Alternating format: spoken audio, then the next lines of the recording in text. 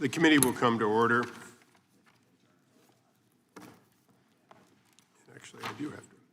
The subcommittee will come to order. Without objection, the chair is recognized to declare a recess at any time. We welcome everyone here today for a hearing on the future of AI policy. I will note that this will be perhaps the last in a long series of AI hearings before several pieces of legislation will be marked up. So I encourage members on both sides of the aisle to make sure that this panel of witnesses are asked questions that may be germane to proposed legislation or legislation already offered. I now recognize myself for an opening statement.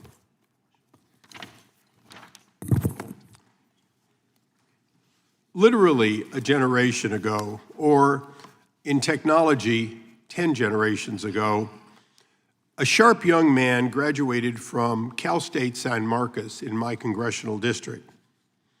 He joined a company that I then was CEO of, Directed Electronics, which had an inherent inventory problem. The inventory problem was that we had a few SKUs that sold well and we managed, and hundreds of SKUs that were constantly either out of or oversupply of.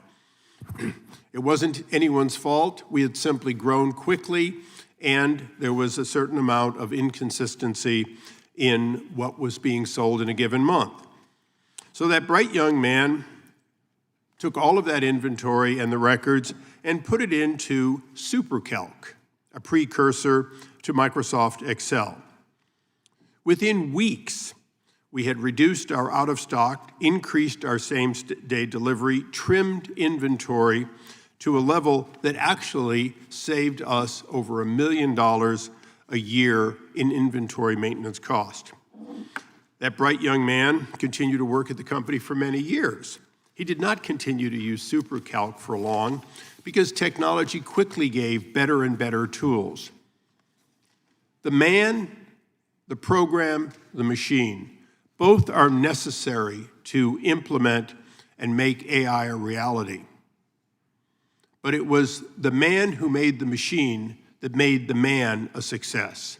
Over the last century, the U.S. has led the way in virtually every area of technology because of our pro-innovation bias. We are the innovators. Well, China are the duplicators, and Europe, yes, are the regulators. As we speak, though, my home state of California, with an economy larger than that of Italy, is rivaling the European Union when it comes to trying to lead on regulation. This wouldn't be such an ironic occurrence, except we are the home of innovation and, yes, the new bastion of regulation. But just as in the 1990s, when America led the internet revolution, a light touch, such as that offered by the president in his initiative, in fact, must be the direction we go. Anything else will give us a problem that I will describe. If we, in fact, are not innovating 10 times faster than we're regulating, if the speed of innovation in the U.S.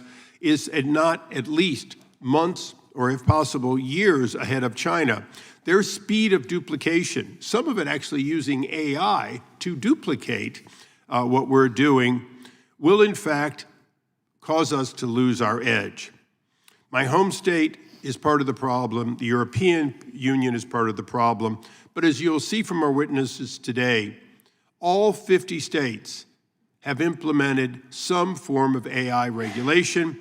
And in fact, there are in the neighborhood of 1,000 pieces of legislation spread over 50 states that will create, if allowed to continue, a patchwork of indecision by the AI industry. Given conflicting regulations, given the inability to roll out with certainty technology, that technology simply will not be a priority.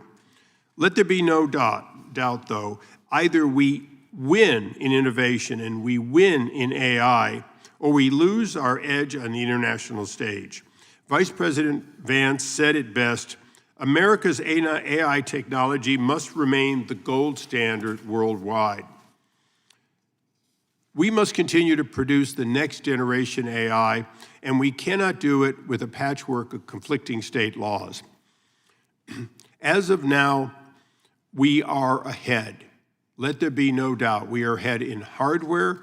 We are ahead in software development. We are also on the edge of, the leading edge of having the solutions for the energy problems. That includes modular nuclear reactors. It includes a willingness to provide innovative solutions. During the last break, I went to one of Apple's facilities, almost 1,700 acres located near Sparks, Nevada. What I saw there were some of the most impressive, simple buildings filled with endless rows of various levels of chips for both AI and conventional data storage. What I also saw was a system that used zero conventional air conditioning to maintain that cooling. They had managed to beat one of the major causes of unrelated energy consumption, which was air conditioning. Through an innovative system of evaporative coolers from locally available water and a filtration system that allowed those to operate 24/7 without in any way being damaged by the high flow of air, they are making advances. This is over and above the innovation that we're seeing in chips and the ones that we plan to, and the additional power. I'm going to contrast just over the border from California, this location in Sparks, Nevada, because it has 64 gigawatts of generation power. Why would they need it? Well, they'd only need it in case of a power failure. Not so. The first time all were operational was to prevent blackout in California, because California lacked the power, and by their going offline, Nevada was able to export power into my home state. That tells you a lot of the innovation in California, but not the ability to have those great new centers located there. In fact, Virginia, just a mile from here, is the #1 location, and other states are competing aggressively for it, and if nothing changes, they will win. These new laws will also affect early stage development because technical experts, let alone lawmakers, are not capable today of predicting where we will be tomorrow. Earlier this year, in fact, overnight, the thinking on AI development and power needed took a sharp change, and everyone on both sides of the Atlantic and Pacific are learning from what was released, and that will continue.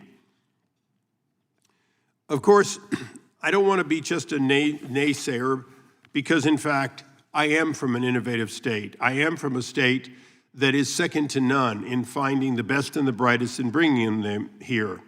And although this committee does not have this subcommittee does not have jurisdiction over immigration, I want to make it clear here that AI development will also be about this committee working in a bipartisan basis to find ways to not just attract, but to retain the best and the brightest for that development. Let there be no doubt, there are 300,000 Chinese students studying in America, and most of them are being told to come home and bring with them what they're learning here.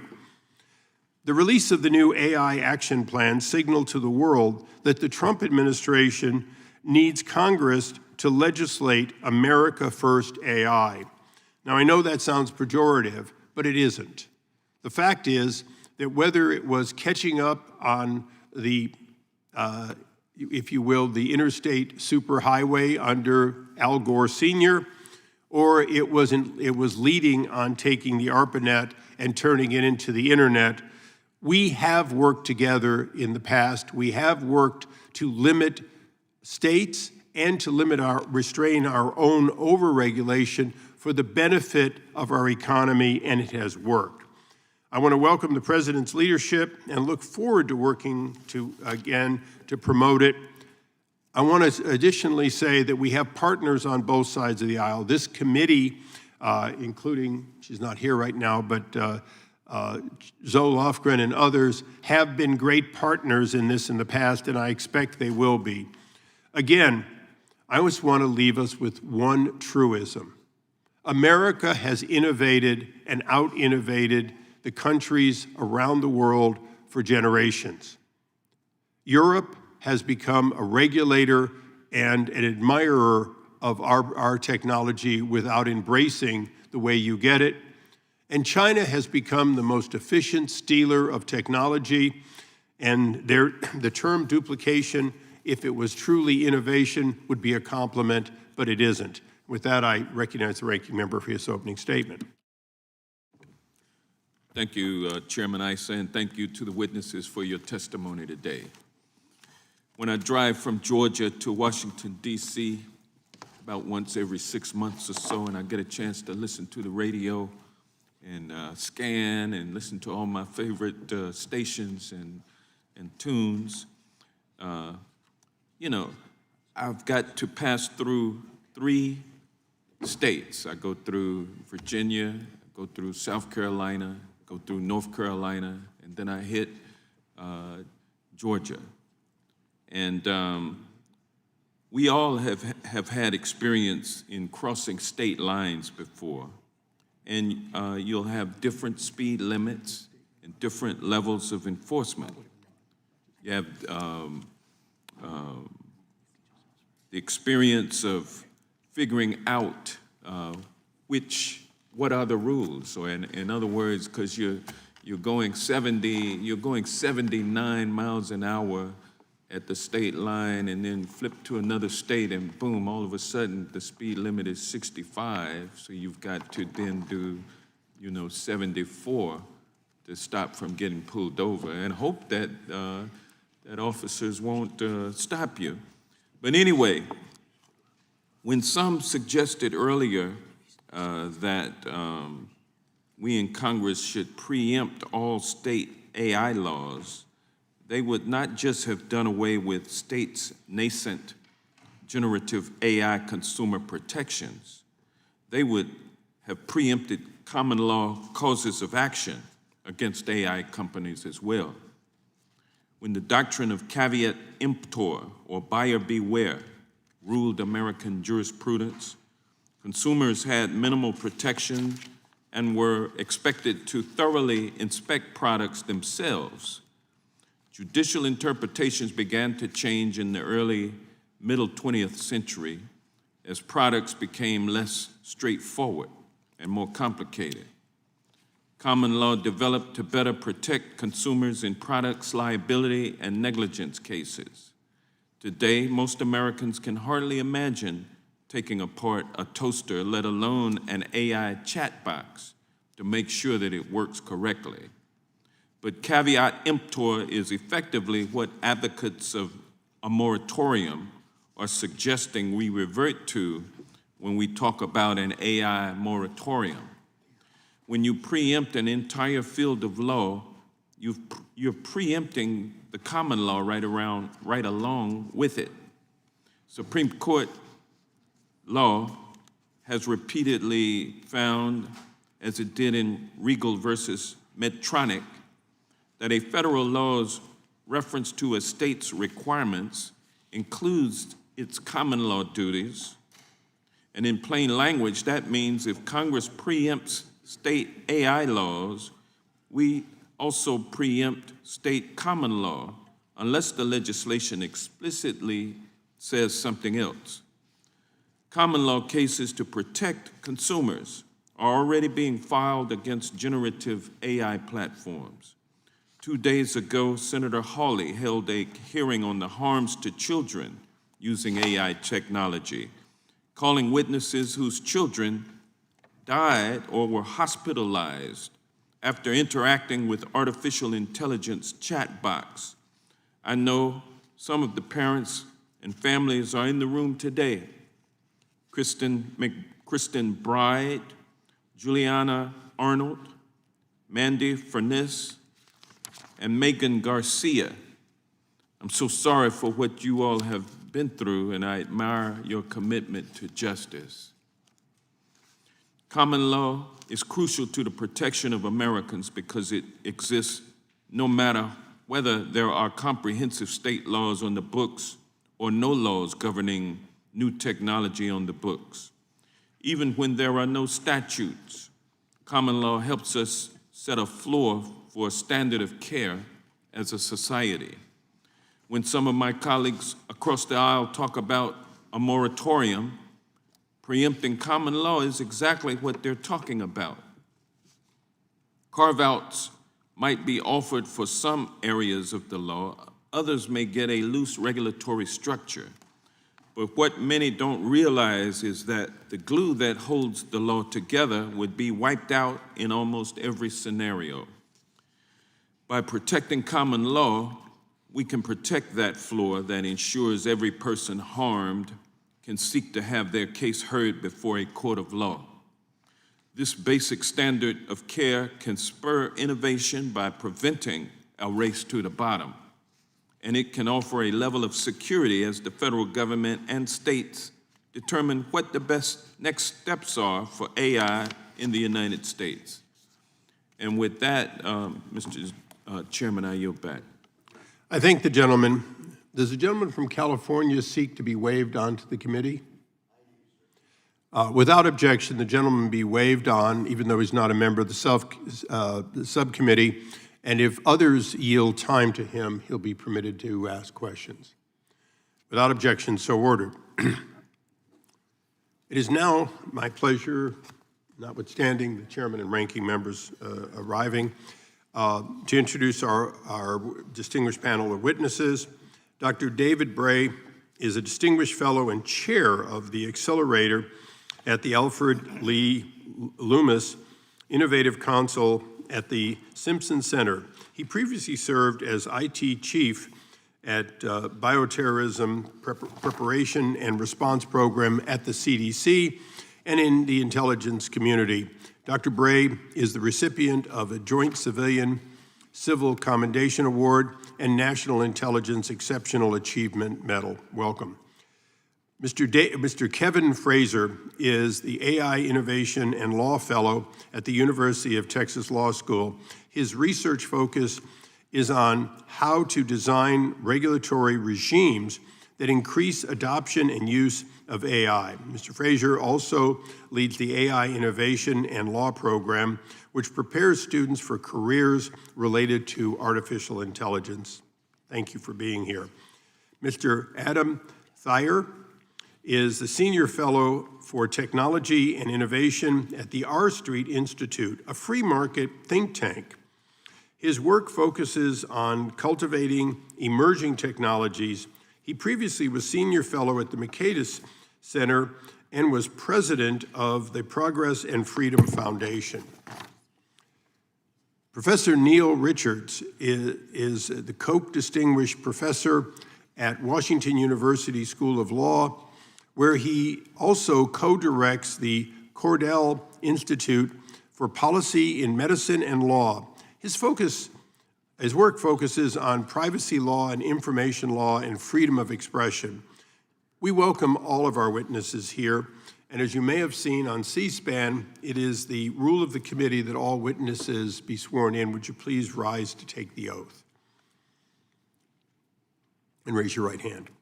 Do you solemnly swear or affirm on a penalty of perjury that the testimony you're about to give will be true and correct to the best of your knowledge, information, and belief? So help you God.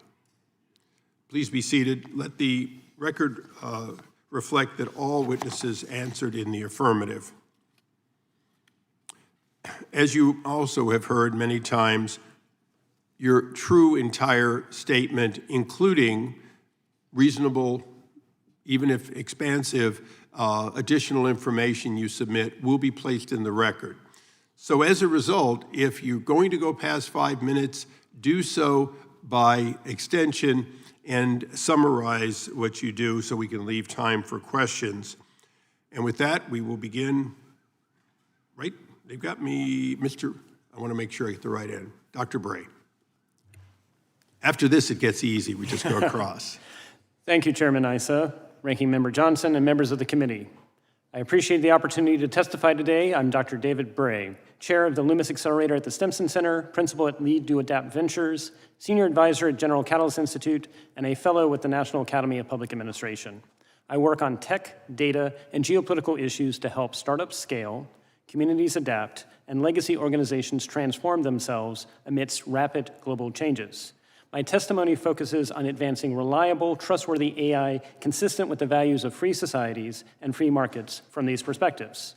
I place my remarks in the context that the United States is experiencing multiple tech revolutions in addition to AI, advances in space technology, biotech, quantum tech, and the miniaturization of sensors and robots, all impacting U.S. companies, our workforce, and our communities. With respect to AI, I would like to mention 3 noteworthy advances to inform our discussion.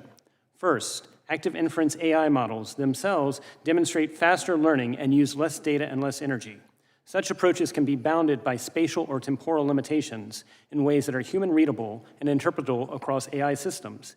Each of us as individuals could, in the future, restrict what AI systems do on our behalf. Second, open-weight AI models with open-source code have shown we can transform currently complicated processes, such as a Veterans Affairs form, into a conversational interface, dramatically reducing the time to complete and speeding access to care. Third, federated learning allows AI systems to learn on data sets where they exist with proper consent, empowering both individuals and organizations to choose if their data sets and intellectual property are usable by an AI, and negotiate a beneficial contractual relationship in return. Given these advances, 3 guiding principles drive my recommendations to the subcommittee.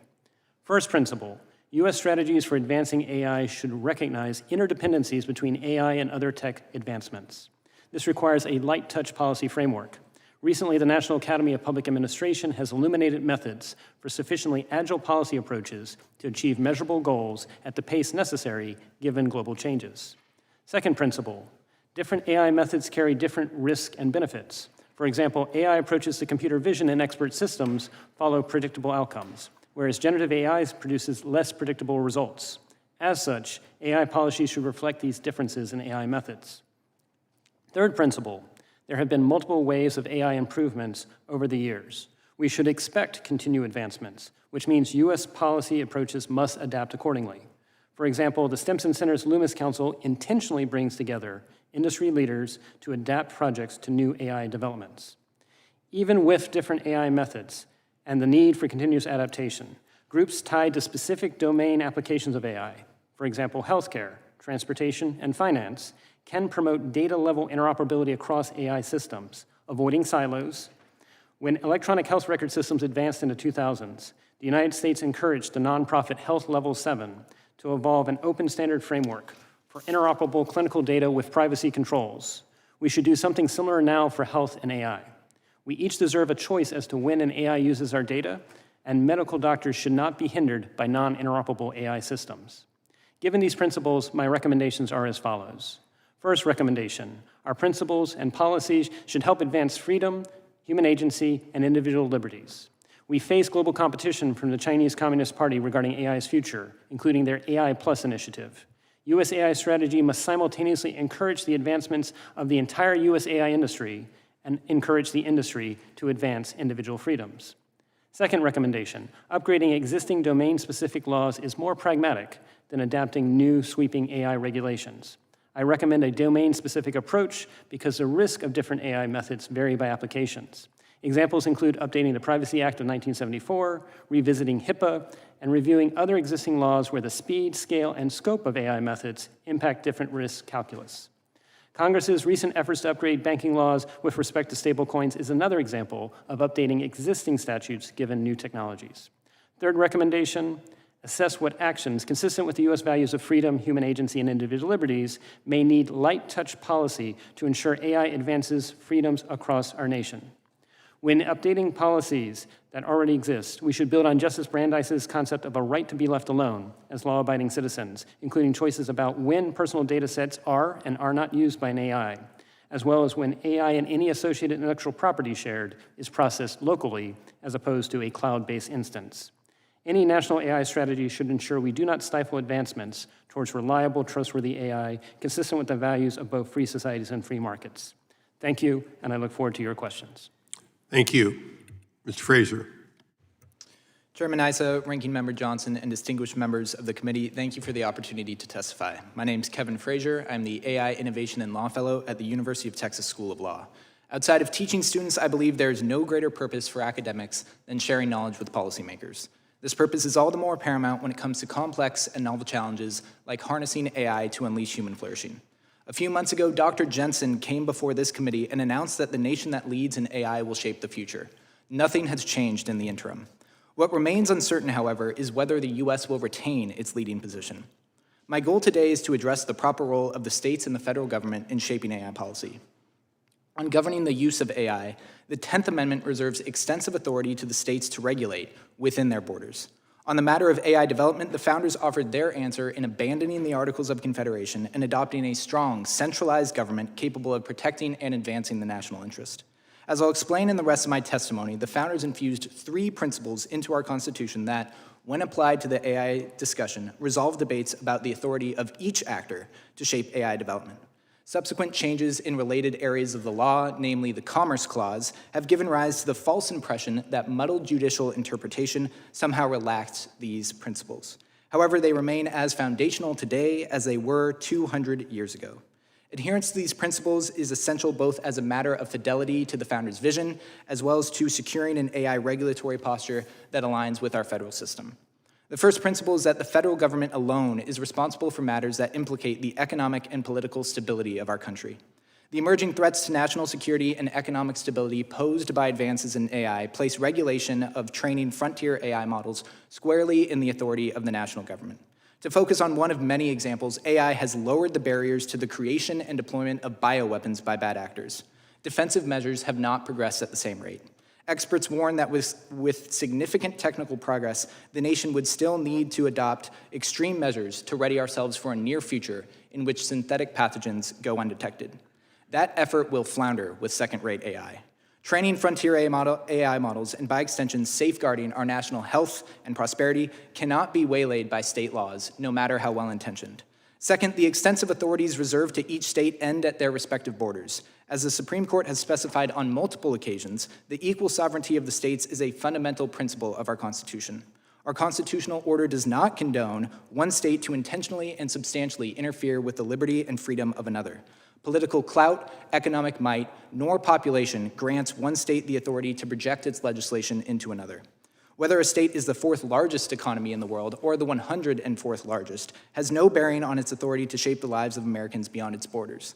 Though the Supreme Court has tolerated the inevitability of some regulatory spillover, its recent holding in National Pork Producers Council v. Ross does not permit the sorts of regulations pending before many state legislatures. Regulations that may deny all Americans access to a good itself because of the preferences of one political community. Building new pig pens to satisfy the preferences of Californians is technically and financially feasible. Training 2 AI frontier models, one to comply with the preferences of a single state and one for the rest of us, is a billion-dollar undertaking that rests on uncertain and evolving realities. Contradictory and vague state laws that impact AI development may thwart the sort of technological progress that has long fueled the American dream. Under a patchwork of state laws that impact AI development, we will see that Americans may never experience the improvements in education and healthcare that could have been realized by a national approach to pursuing the AI frontier. The third principle is that the ultimate authority in our constitutional system rests with the people. Our founders aspired for every American to exercise meaningful control over their daily lives. Extraterritorial regulation of AI jeopardizes these and other features of individual agency. The nature of AI development means that if labs are compelled to comply with one state's regulations for model training, those requirements will be imposed on the rest of the country, rendering us all less likely to realize the benefits of AI advances. Americans may be able to move as freely as they'd like, but they would still find themselves using AI tailored by state legislators over which they have no control. Such a world is the antithesis of liberty. Denial or delay of the most sophisticated AI as a result of flawed state legislation is not a matter of mere inconvenience. It's a question of access to the greatest driver of human flourishing we've yet to develop. Thank you again for inviting me here today. I look forward to your questions. Thank you, Mr. Thier. Chairman Issa, Ranking Member Johnson, and members of the subcommittee. Thank you for the invitation to participate in this hearing. My name is Adam Thier, and I'm a senior fellow at the R Street Institute, where I cover emerging technology policy. My message here today boils down to one simple point. Congress needs to act promptly to formulate a clear national policy framework for artificial intelligence to ensure our nation is prepared to win the computational revolution. If we get this wrong, the consequences could be profound in terms of geopolitical competitiveness, national security, economic growth, small business innovation, and human flourishing. Unfortunately, America's AI innovators are currently facing the prospect of many state governments importing European-style technocratic regulatory policies across America. As you noted, Mr. Chairman, more than 1,000 AI-related bills are already pending across the nation. But some states are far more aggressive and influential on national market outcomes than others. Almost 50 AI-related laws are currently pending in California, and New York is currently considering almost triple that number. Sacramento and Albany should not be dictating AI policy for the entire nation. That approach is especially problematic for so-called little tech innovators who will struggle with confusing, costly compliance burdens.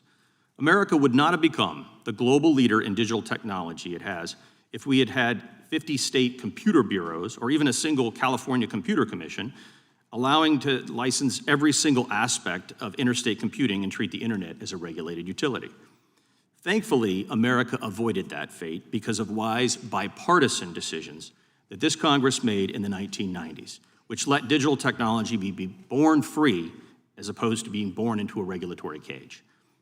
Laws like the Telecommunications Act of 1996 and the Internet Tax Freedom Act of 1998 included important provisions preempting and facilitating a national digital marketplace.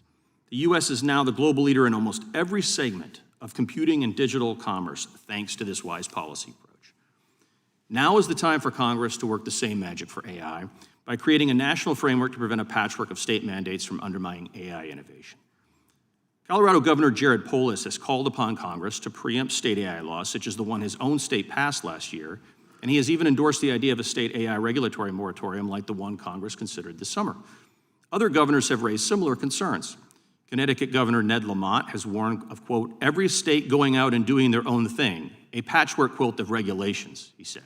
And just last week, New York Governor Kathy Hochul noted how, quote, it's hard when one state has a set of rules, another state does, and another state. I don't think that's a model for inspiring innovation, end quote. Congress could again try to implement a moratorium, or it could formally preempt specific state and local regulatory enactments that impose an undue burden on interstate algorithmic commerce. If Congress chooses the latter option, federal lawmakers should first preempt state regulations of AI frontier models because the costs associated with such regulations would outweigh any local benefits. Such rules would create spillovers and undermine development of the system the nation needs to compete globally. State officials also lack the technical expertise and information about national security matters that could be relevant to AI safety considerations. Second, for issues related to so-called algorithmic bias or AI discrimination, Congress should preempt state efforts to regulate the development of AI systems and applications through cumbersome and confusing mechanisms such as AI audits or algorithmic impact assessments. To the extent any such ex-ante regulations are imposed, it should be done at the federal level, and existing federal civil rights laws and non-discrimination standards should apply. Finally, Congress should also require the National Institute of Standards and Technology and the new Center for AI Standards and Innovation within NIST to oversee a new standing AI working group to coordinate and work to resolve other federal state AI policy matters. NIST and CASI could help devise more workable, consistent standards for AI policy matters not already preempted by federal law. Even where the scoping of federal preemption proves difficult, everyone should agree that AI development will be discouraged if America has dozens of different definitions of key concepts. Inconsistent standards will undermine market certainty and hurt investment, innovation, and competition. Ongoing congressional oversight of this process will be essential, and Congress can simultaneously consider what sort of new light touch rules might be necessary at the federal level to address various AI safety concerns. Meanwhile, state governments still have a role to play and will have plenty of room to act using a diverse policy toolkit of generally applicable laws to address any real-world harms that might come about from AI applications. In closing, the time has come for Congress to exercise its constitutional responsibility to protect the interstate marketplace and the national interest in the development of robust AI capabilities that will ensure the United States remains at the forefront of this technological revolution. Thank you for holding this hearing, and I look forward to any questions you may have.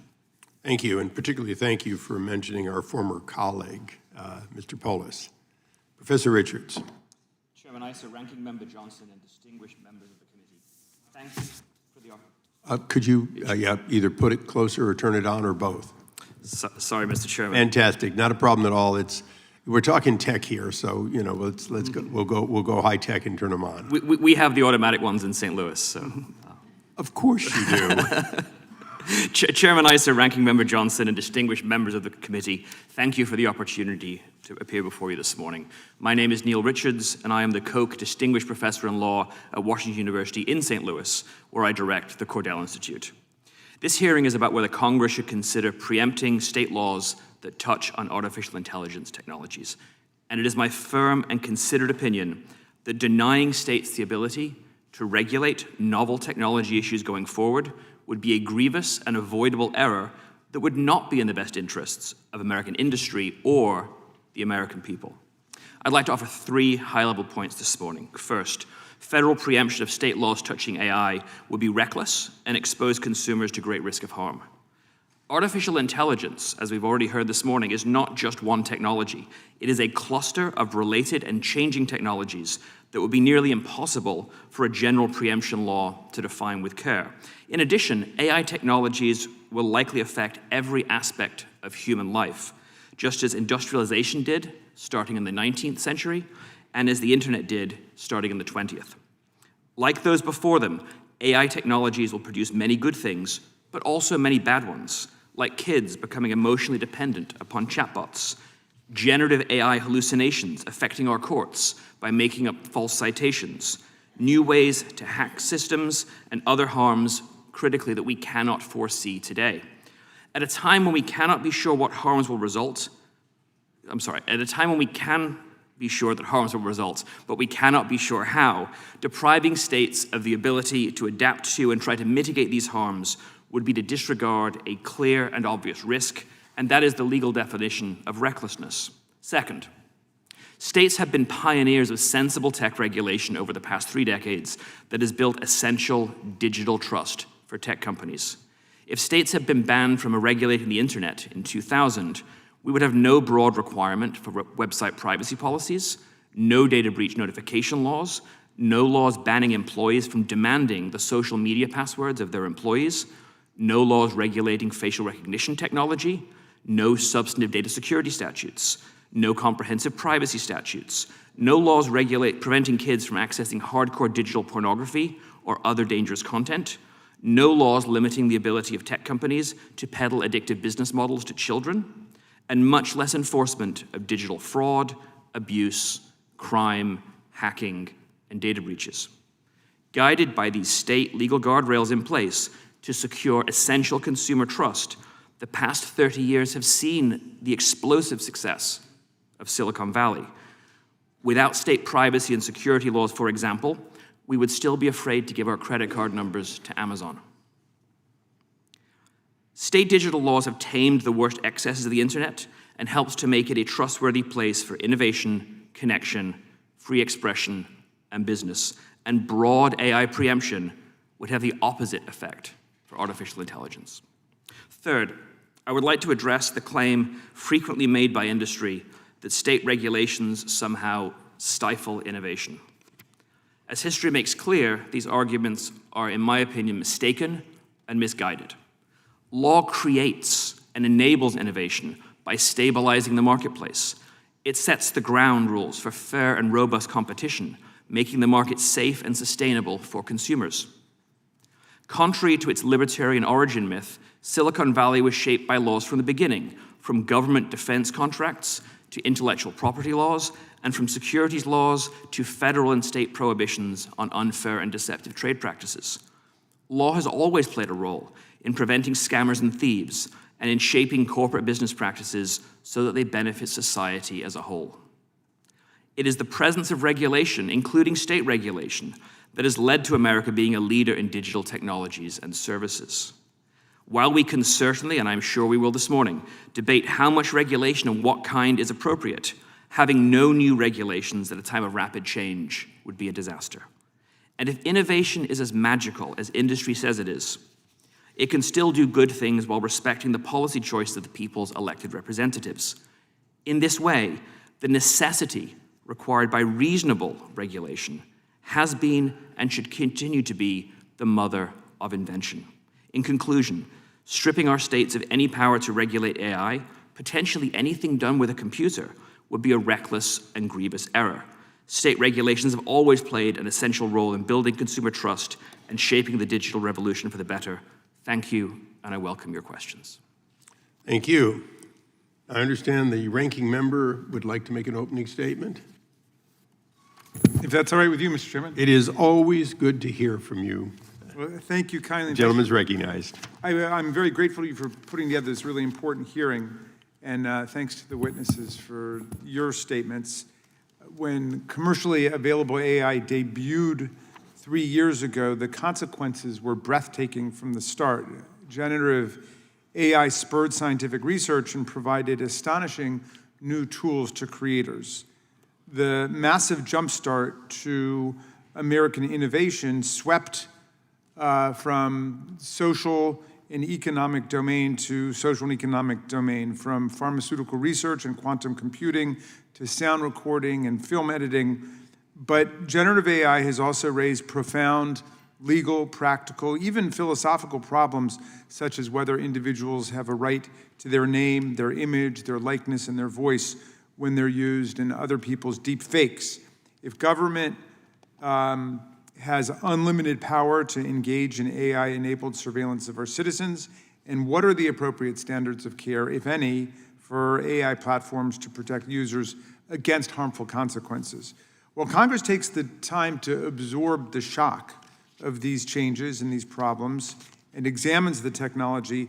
The states have already begun to enact the first regulations on AI. We often talk about creation of rules for the road when crafting legislation to govern new technology, but I think this way of talking about consumer safety and technological ethics suggests that a road without speed limits would get us to where we're going faster. For generative AI, it's not about creating speed and safety laws and building highway guardrails, but rather building a road system in the first place.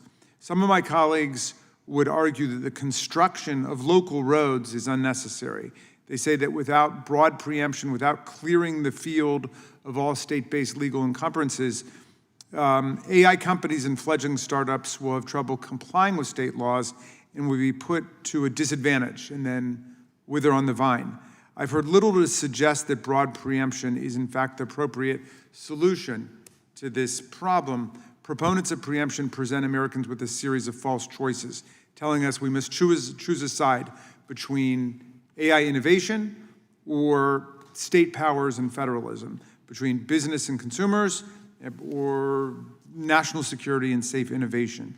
In 1816, Jefferson wrote, "Laws and institutions must go hand in hand with the progress of the human mind. As that becomes more developed, more enlightened, as new discoveries are made, new truths discovered, and manners and opinions change, with the change of circumstances, institutions must advance also to keep pace with the times." What we're seeing across America is individual states looking at these amazing technological developments and asking whether and how their laws need to change to protect their citizens and advance the common good. Today, you might think that the issue has some kind of necessary partisan valence to it, Republicans on one side, Democrats on the other, but opposition to an AI moratorium, I think, is broad and bipartisan. In fact, when some of my Republican colleagues tried to pass a moratorium through our last spending bill, attorneys general from across the states, red, white, and blue, sent a letter to Congress saying, please don't do this to our state laws. In another letter, 17 Republican governors wrote to Majority Leader Thune and Speaker Johnson praising their, quote, big, beautiful bill, but explaining that the moratorium provision, stripping the right of any state to regulate this technology in any way without a thoughtful public debate, was, quote, the antithesis of what our founders envisioned. I surely disagree with these governors on many things, but I think that they are right and should indeed be free to create what they call, quote, smart regulations of the AI industry that simultaneously protect consumers while also encouraging this ever-developing and critical sector. In a statement submitted for this hearing, AI startup Bria wrote that a moratorium on state laws would create a giant vacuum and strip away the rules needed to, quote, raise capital, foreign partnerships, and build safely in order to win consumer trust. Without a road on which to travel forward, startups are cut out of the market in favor of large companies with the legal and fundraising teams necessary to deal with a barren legal landscape. Finally, some argue we need unrestrained AI development to properly compete with China. The subcommittee has held many bipartisan hearings on the threat to innovation, AI supremacy, and IP from China. It would be amazing, I think, even dangerous to posit that we need to become more like China to compete with China. In fact, it seems more plausible to me that to believe that stronger, better products developed in America while protecting Americans and their data through American political processes and the passage of American laws will ensure that AI is both more advanced, more durable, and more internationally competitive. Protecting American innovation, investing in American research, developing American laws to deal with problems like deep fakes, political deep fakes, discrimination through AI and so on, and investing in our workforce, I believe, is the right way to win the so-called AI arms race. American safety is not at odds with AI innovation. That should be the baseline for any conversation we have about the best way moving forward. And I very much look forward to this conversation and have already learned a lot from it. Yield back to you, Mr. Chairman. I thank the gentleman. All other opening statements, without objection, all of their opening statements be placed in the record. It is now my pleasure to go to the gentleman from Virginia, Mr. Klein, for 5 minutes. Thank you, Mr. Chairman. I want to thank the ranking member for referencing our third president, gentleman from Virginia, Mr. Jefferson, and one of our great inventors from our earliest days of our republic, and for the chairman referencing the work of our current governor, Governor Youngkin, who is working to make sure that Virginia is the leader in data center development. We continue to be the leader nationally, and we intend to stay that way as AI grows and develops. Mr. Frazier, you've written that the Constitution's intellectual property clause is first and foremost a directive to advance and spread knowledge. I think that was on X a couple weeks ago.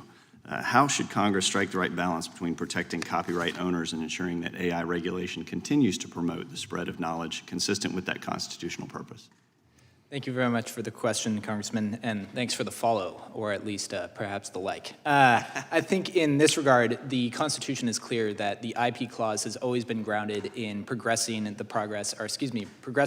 promotion of science and useful arts.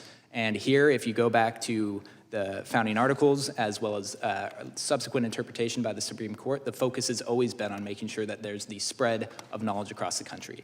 IP laws grant an exclusive right to creators to attempt to incentivize that creation. What we need is to make sure that there is an economic analysis of the extent to which those laws are working as intended. The purpose of the IP clause is not the profit of creators, it is the progress of society. And so what we need to get back to are those first principles when it comes to examining copyright law and patent law. Right now, if you look at analysis from scholars such as Richard Watt, you will see that the preponderance of copyright benefits are not going to your average Joe and Jane author, but to large publishers. And so we need more analysis on that front. Would you agree that ensuring transparency in AI systems, such as being able to trace what data was used to train a model, is essential both for protecting IP rights and for maintaining public trust in AI platforms? I would agree that broad overviews of the sources of training data are important to get an understanding of where and how models are being trained. And in that same spirit, could giving creators a private right of action for tampering with content credentials help strike the right balance between protection and innovation? My own estimation is that granting that sort of right would be a significant barrier to AI innovation, given the centrality of access to data for innovation.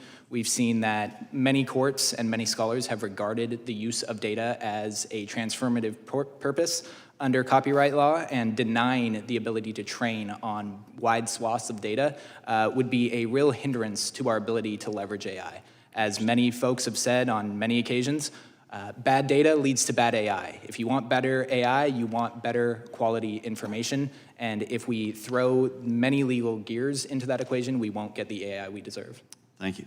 Dr. Bray, as we consider whether and how best to regulate AI platforms, do you believe that we must avoid the same mistakes we made in the early days of the internet with broad safe harbors that gave platforms a free pass for enabling copyright infringement and countless other harms?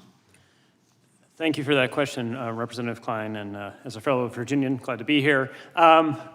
So I was around actually working in the 90s on the early days of the World Wide Web, and my observations would be we did fit for purpose for the 90s. Now, in the 2 decades since, we have seen the rise of applications on top of that technology where we may need to make adjustments. And I think what we need to separate is the desire to roll out the technology so that the entire nation could have access to the internet. And at the same time, if we see that the applications need adjustments for the law, that would make more sense to adjust. However, I would say what we need to recognize as well as we go forward here, where are we trying to advance the technology so it can be used by startups, it can be used by communities, it can be used by legacy organizations that haven't gone AI native yet. And at the same time, if we see there are applications where we want to prevent harm to individuals, to children, or things like that, adjust the applications while not limiting innovation on the technology.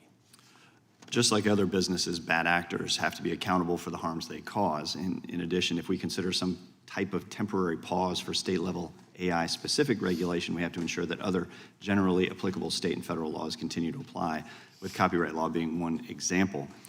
Do you think AI platforms should be held to the same standard of accountability as any other business, including when it comes to respecting copyright? Absolutely, and I would actually say that's why I'm so excited about federated learning, because there actually could be the opportunity where, whether you're a recording artist, you're a musician, you're an individual, you could actually say, here's the data that I have pooled, you can learn on my data in situ as opposed to shipping it somewhere, and we can have that actually recorded as a transaction. And then in return, I'm getting benefit, whether it be financial or otherwise. It's a new model that's actually quite possible. It's been possible for more than 5 or 6 years, and we can motivate people to do it. Great, thank you, I yield back. Gentleman yields back. Who seeks recognition? The gentleman from Georgia is recognized for 5 minutes. Thank you, Mr. Chairman. Professor Richards, I mentioned in my opening statement my concern that broad federal preemption of state AI laws would also preempt common law causes of action. How does common law, particularly tort law, help protect Americans from harm? Well, thank you for the question, Representative Johnson. Common law is the foundation of American law. It is older than the United States. It goes back to the colonies, to the English tradition. Common law has a flexibility to the law. If we think about my own specialty, privacy law, there was a reference earlier by one of the other witnesses to Justice Brandeis's right to be let alone. Privacy law in America, it was originally a product of common law, where the law adjusted to realize that data about people, information was being collected without their willingness, it was being disclosed. And in an important line of cases relevant to this subject today, to protect the names or likenesses of people whose pictures and names were being used to sell products without their consent. So common law is a tremendous source of flexibility and vitality in our law that allows the law to adjust to change circumstances like the advent of technological revolutions such as artificial intelligence.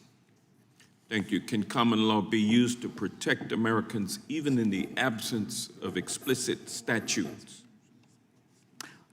Absolutely, sir. I mean, that is sort of the nature of the common law, that judges can apply the existing rooted principles of tort law and contract law and property law, and they can, from those general principles, divine specific applications that can provide new protections so that the law continues, as it always has, to evolve alongside technological invention, as the ranking member referred to Mr. Jefferson's statement from 1816, which, as a proud graduate of UVA, I also endorse.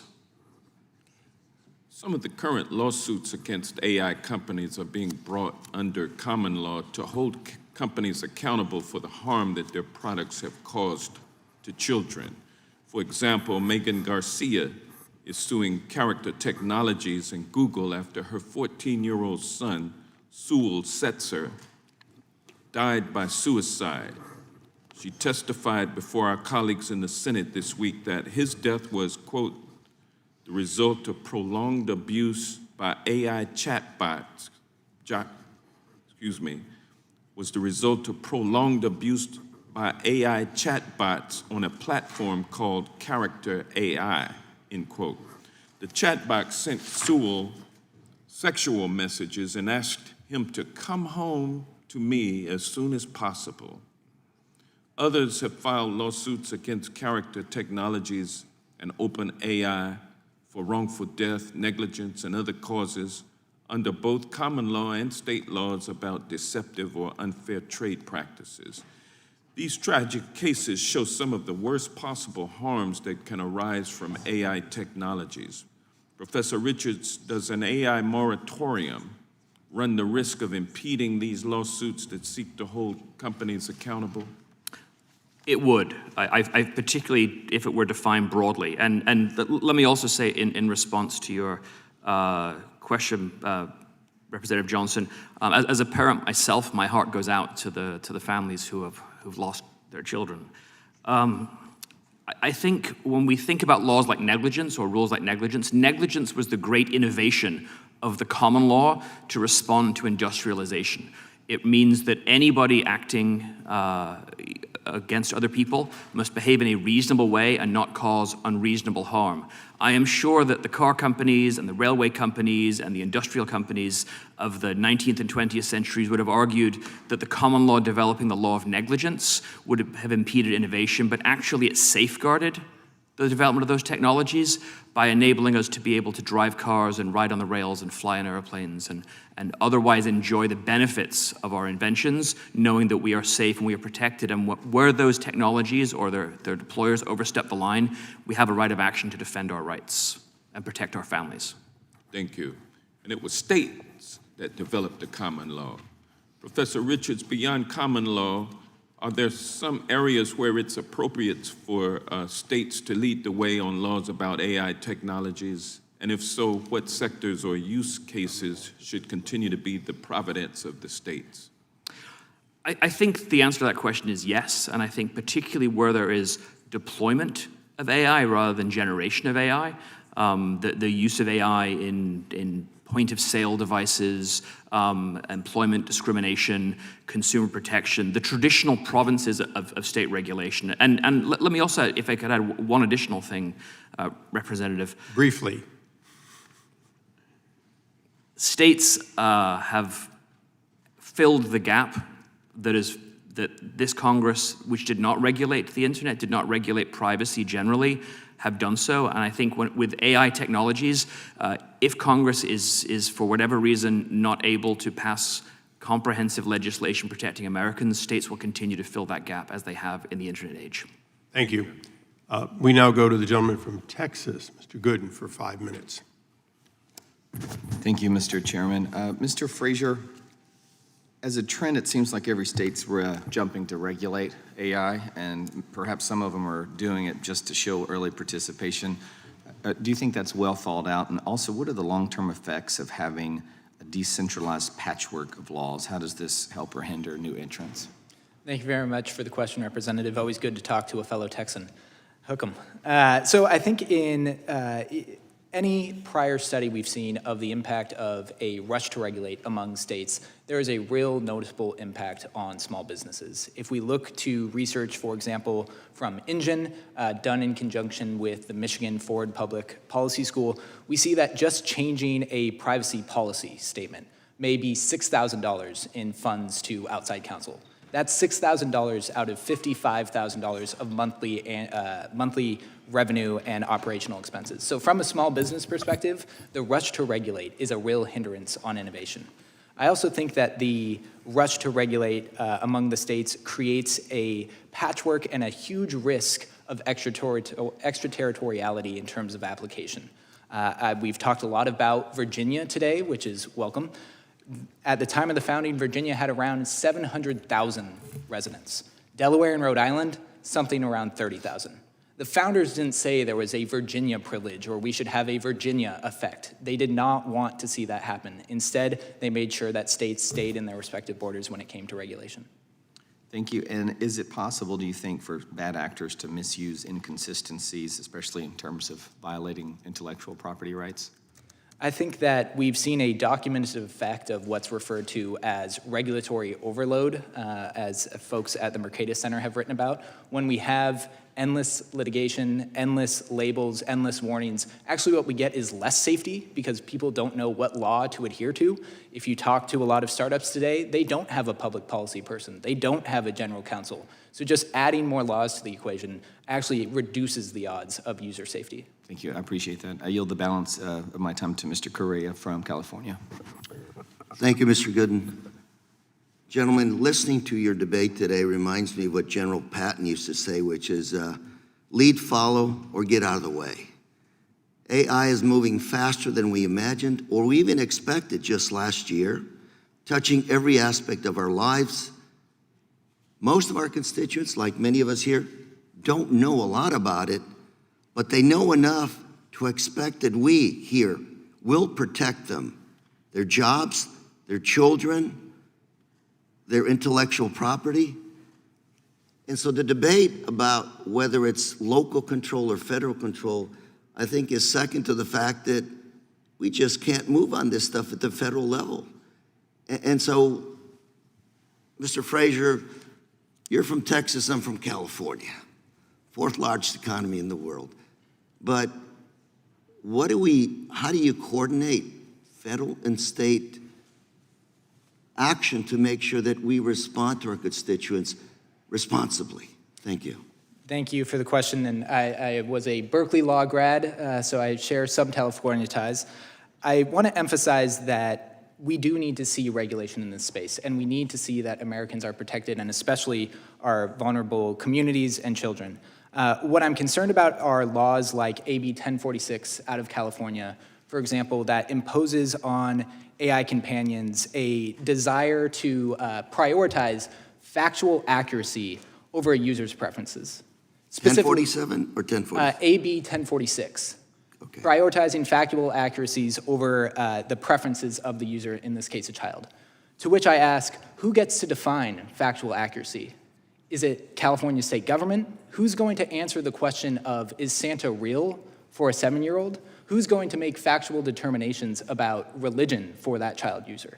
Those questions shouldn't be answered by California for the rest of the country. I would ask you to also look at SB 53 that's now being addressed in the California State Legislature and see what you opine on that as well. I think SB 53 is the least bad option I've seen with respect to AI development regulation. As we've discussed in this hearing, AI development, in my opinion, and in the opinion of many, should be left to the national government as a core. Anything you agree with on SB 53? I very much agree with the whistleblower protections. I think that's an important mark. I also agree with the fact that it calls on regulators to revisit definitions and terms frequently to make sure they're working as intended. Thank you, Mr. Gooden. And Mr. Chairman, I yield. Thank you. We now go to the ranking member of the full committee, the gentleman from Maryland. Thank you very much, Mr. Chairman. I don't understand the attack on the patchwork of laws. I mean, first, maybe that's because I'm a quilt person and I like patchworks, but isn't that what federalism is?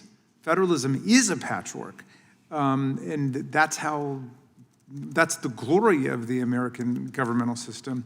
To be sure, the Congress gets it together to adopt a national law eventually on everything from the Clean Air Act to the Clean Water Act to the National Labor Relations Act, the Fair Labor Standards Act. But I think it would have made no sense to say before those federal laws were passed, let's wipe out the state laws that exist on child labor or minimum wage or not polluting the water or not polluting the air.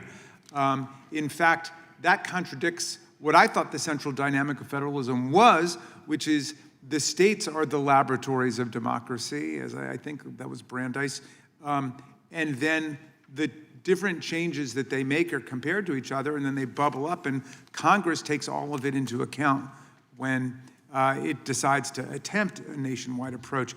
Is that a fair statement of the situation, Professor Richards?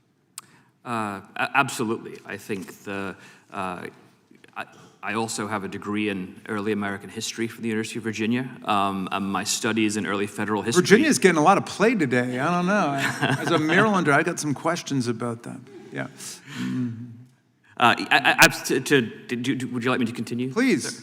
Absolutely. The goal of federalism is to have laws that are more responsive to the people, who are closer to those representatives, that the legislatures of particular states can adapt to that particular state's problems and strengths, and also to experiment. Okay, so just to restate the obvious, there was an attempt to impose a moratorium on state laws or to wipe out state laws. How is that different from the way that federal preemption has taken place in the other cases that came to mind for me?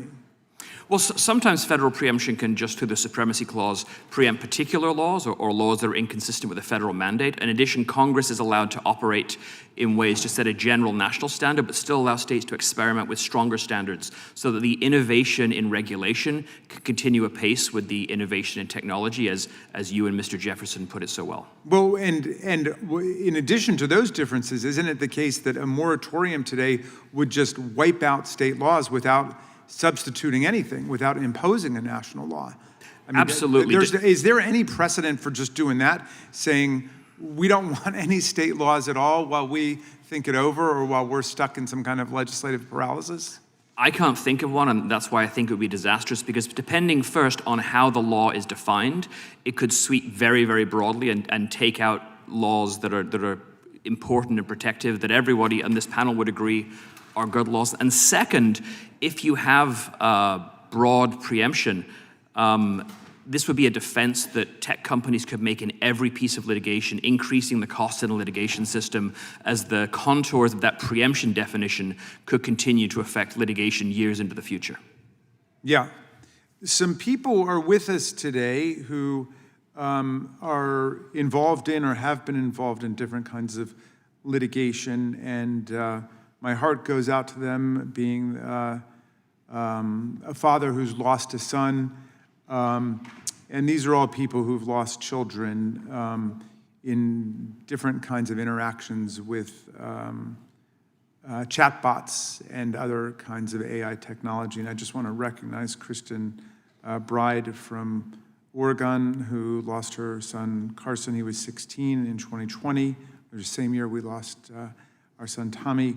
Juliana Arnold, who lost her 17-year-old daughter Coco to fentanyl poisoning after she purchased a counterfeit pill online. Megan Garcia from Florida, who lost her 14-year-old son Sewell, who took his life in February after months of abusive interactions with a character AI chatbot.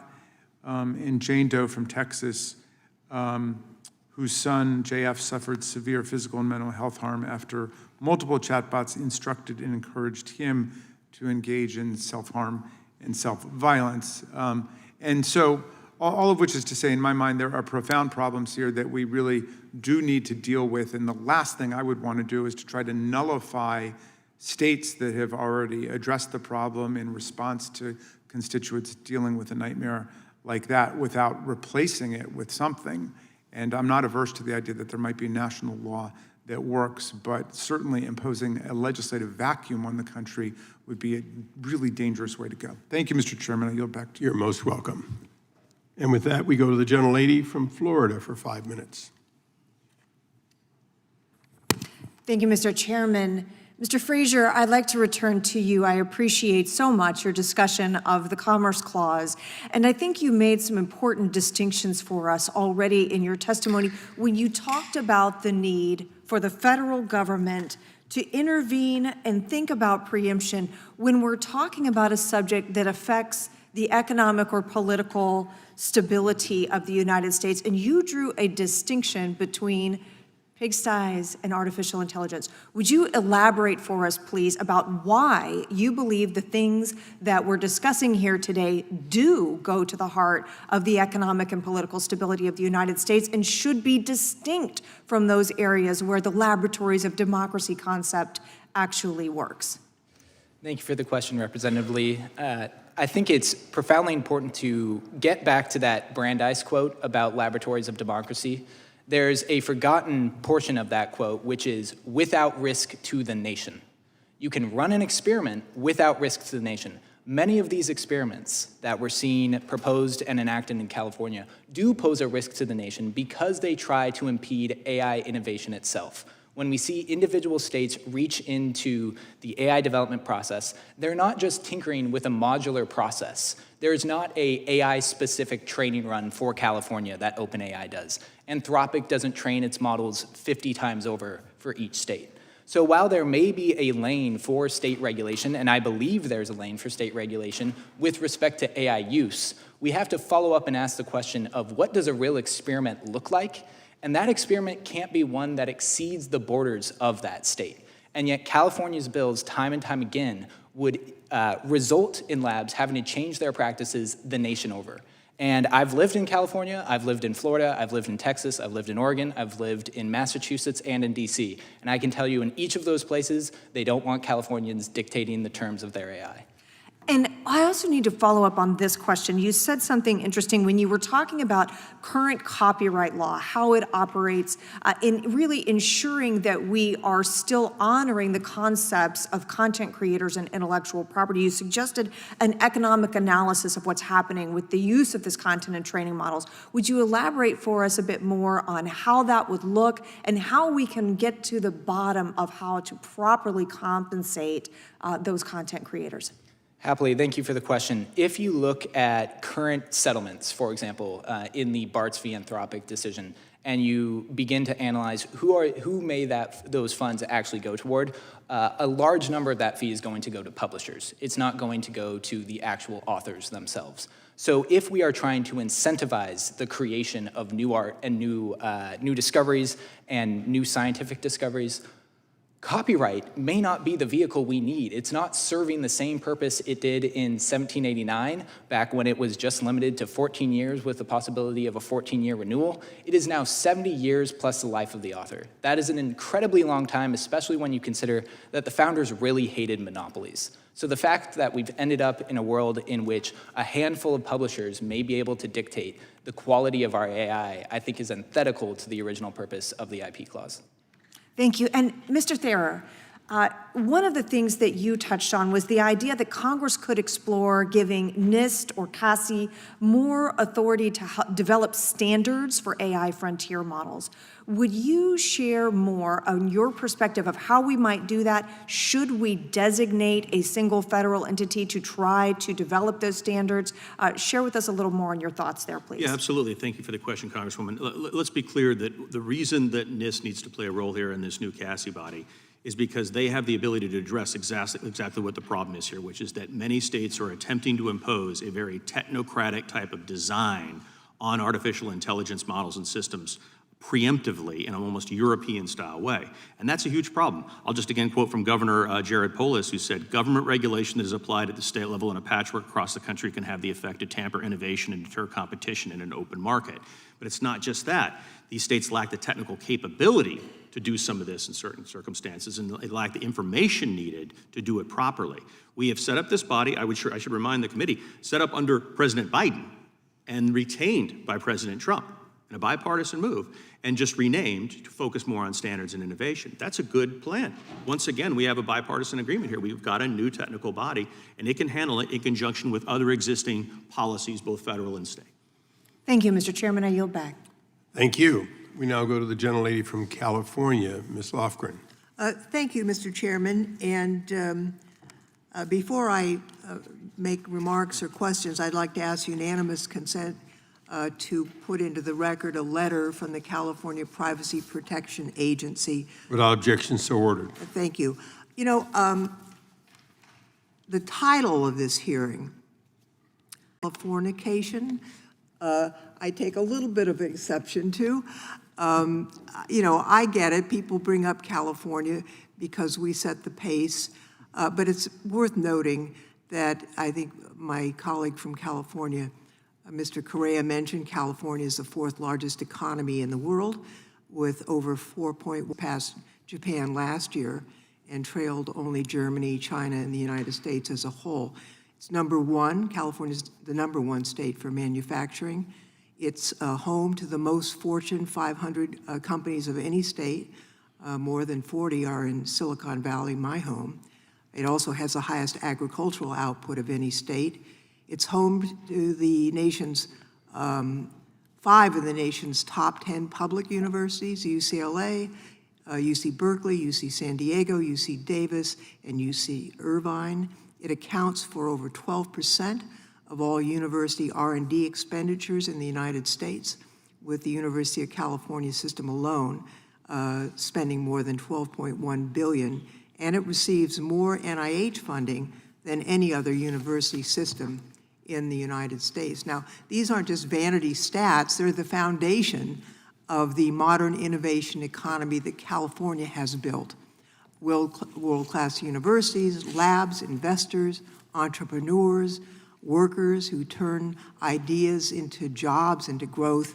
California has been and remains the leader in technology, and the engine that built our economy now powers our AI leadership. California leads the world with 32 of the top 50 AI companies based here. So I do think, although it's always fun to criticize the most successful state, we must be doing something right to have achieved all of this. Now, this is a hearing on AI, and some of the comments made by the witnesses I agree with.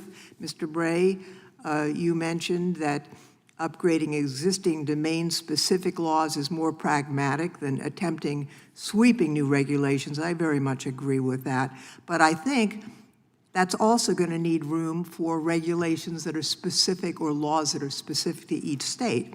I mean, there are things that are the proper purview of states, and there are things that are the proper purview of the federal government, and certainly I was a critic of Mr. Wiener's bill from the last session in that it overreached in the national security effort.